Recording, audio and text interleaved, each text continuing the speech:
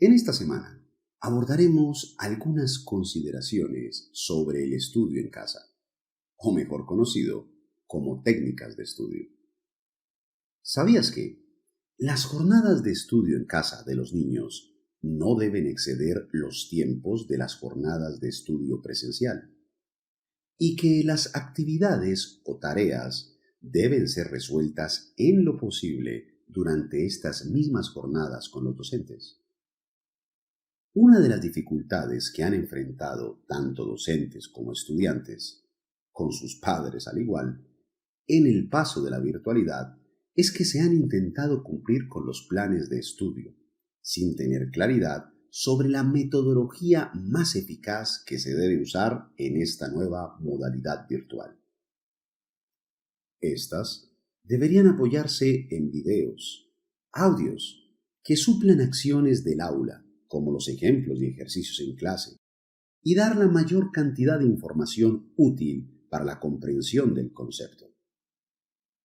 Estos apoyos son esenciales a la hora de realizar actividades complementarias extra clase, pues hay que tener en cuenta que los tiempos de atención de los niños se reducen considerablemente después de la jornada de estudio y que los padres no cuentan en general con recursos pedagógicos para reforzar estos periodos de atención, que no deben exceder los 20 minutos por periodo de 1 hora. Pero, ¿cómo ayudo a mi hijo a adaptarse a esta virtualidad? Desde la escuela se deben mantener horarios y tiempos lo más cercanos posibles a los presenciales. Así, las clases se organizan en horarios establecidos, como los originales.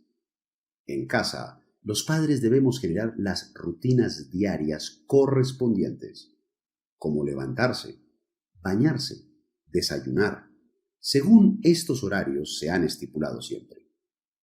Durante la jornada deben haber periodos de descanso entre clases, tal vez unos 10 minutos, y un descanso para la lonchera, que igual debe estar preparada.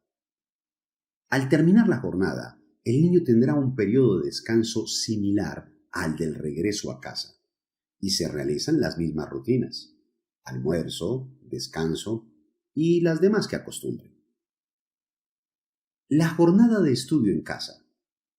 Después que el niño ha cumplido con sus rutinas de regreso a casa, se deben iniciar las actividades de estudio.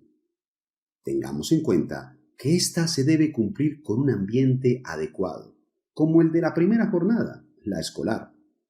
Entonces debe ser una mesa limpia.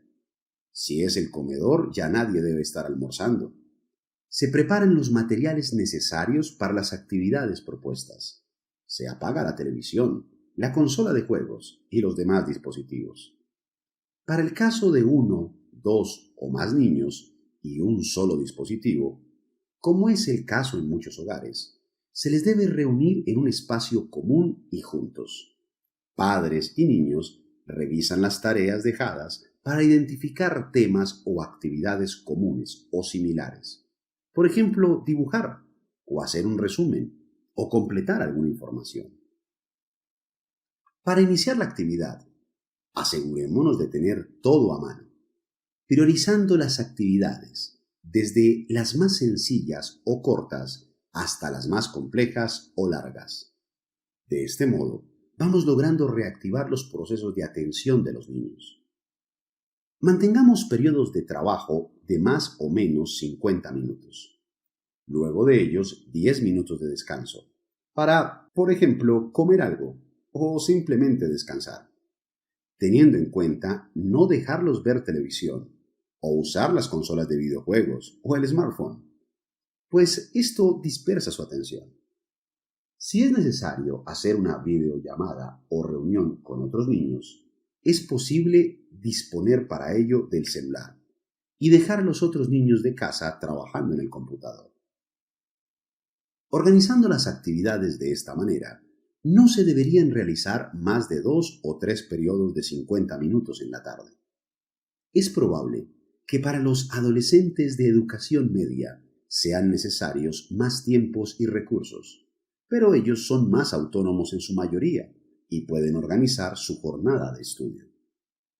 Una vez terminadas estas actividades, revisemos que los criterios se hayan cumplido y que todo lo asignado se haya realizado. Hay que pedir a cada niño que recoja sus materiales y los organice en el lugar indicado para ello. Tengamos en cuenta que él o los niños han pasado una jornada de 6 a 10 horas en uso del computador u otros dispositivos, de modo que su visión puede estar fatigada, lo mismo que sus músculos y articulaciones. Por esto, procuremos que las actividades del resto del día sean un componente físico. Si se puede, salir a caminar, algún ejercicio en casa, el baile o el yoga, de modo que se suplan estas necesidades de actividad física necesarias para el desarrollo integral. Finalmente, dispongamos la hora de dormir para el descanso y el sueño. Esto facilitará durante la noche el proceso de asimilación y fijación de los conceptos aprendidos y se dé lugar a la recuperación física del cuerpo. Los niños de 3 a 6 años deben dormir más o menos 12 horas. Los niños de 6 a 12 o 13 años, entre 8 y 10 horas. Los niños mayores de esta edad, un promedio de 8 horas al día. Nunca antes, la alianza entre escuela y familia había sido tan fundamental en el proceso educativo de nuestros hijos. Se deben propiciar espacios de diálogo de los docentes con los padres, para procurar los ajustes y responder a inquietudes y dudas que surjan en el proceso. La organización, el cumplimiento de horarios y el respeto por los tiempos y necesidades del niño, como el juego y la actividad física, deben estar a la cabeza de las prioridades.